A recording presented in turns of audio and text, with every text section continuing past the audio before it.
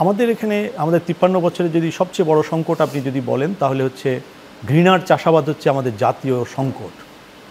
অন্যায়, অপবাদ, অপমান, যেটি একটি সোসাইটি রিপাবলিক হওয়ার ক্ষেত্রে সবচেয়ে বড় সংকট, ঐক্যবদ্ধ হওয়ার ক্ষেত্রে সবচেয়ে বড় সংকট।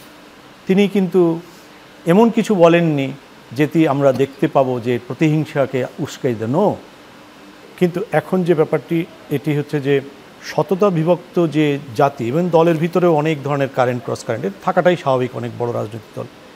এখানে যে কতগুলো ভ্যালুজ তিনি এস্টাবলিশ করেছেন তার নিজস্ব চর্চার মধ্য দিয়ে, তার ব্যক্তিত্ব, তার মানে প্র্যাকটিসের মধ্য দিয়ে, সেটি হচ্ছে যে মানে শতমত শতপথ সব কিছুকে অ্যাকোমোডেট করে কিভাবে ন্যাশনাল ইন্টারেস্টকে বড় করে দেখলে দলের মধ্যেও সেটির রিফ্লেকশন পড়ে। এবং এই কারণে ১৫ বছরে আমার মনে হয় 0.01% নেতাকর্মীও এত অন্যায় অত্যাচার, এই যে হাবিব ভাইদের মতো মানুষের শত শত মামলা মোকদ্দমা, তারা কিন্তু দল ছেড়ে যাননি। লোভ, লালসা মানুষের একটা পর্যায়ে অনেক পত্রে থাকে, অথবা ভয় থাকে, ভীতি থাকে, সব কিছুকে মোকাবেলা করে। এটা একটা জাদুকরী ব্যক্তিত্ব ওনার এসছে ওই ওনার যে স্যাক্রিফাইসের কারণে।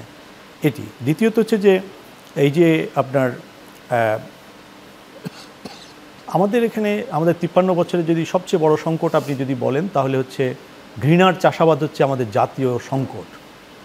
অন্যায়, অপবাদ, অপমান, যেটি একটি সোসাইটি রিপাবলিক হওয়ার ক্ষেত্রে সবচেয়ে বড় সংকট, ঐক্যবদ্ধ হওয়ার ক্ষেত্রে সবচেয়ে বড় সংকট, বিভিন্ন ধরনের ছিদ্র তৈরির ক্ষেত্রে যেগুলোকে উৎসাহিত করে, তিনি তার বিপরীতে যে একটা ভদ্রতার রাজনীতি, সভ্যতার রাজনীতি, যখন ফ্যাসিবাদের পতন হয়ে সেই ফ্যাসিবাদের জননী যখন দেশ থেকে পালিয়ে গেলেন, তার রিয়াকশান সবাই জানেন। তিনি কিন্তু এমন কিছু বলেননি যেটি আমরা দেখতে পাবো যে প্রতিহিংসাকে উস্কাই দেন। তিনি বরং যখন আওয়ামী লীগের নেতারা বলছিলেন ৫ লক্ষ মানুষ মারা যাবে, তিনি তার দলকে কী নির্দেশ দিয়েছিলেন সেটি পরবর্তী পরিস্থিতি আমরা দেখতে পাই যে রেজিলিয়েন্ট কীভাবে সেটিকে মোকাবেলা, বাড়ি পাহারা দেওয়া, ঘর পাহারা দেওয়া, এটি শুধু তার দলের নয়, এটি একটা ন্যাশনাল প্রোগ্রামে চলে গিয়েছিল। ৭ দিন দেশে কোনো সরকার ছিল না। আমি মনে করি এইসব জায়গা থেকে আমাদের অনেক শেখার আছে। আল্লাহ ওনাকে দীর্ঘ হায়াত দিক।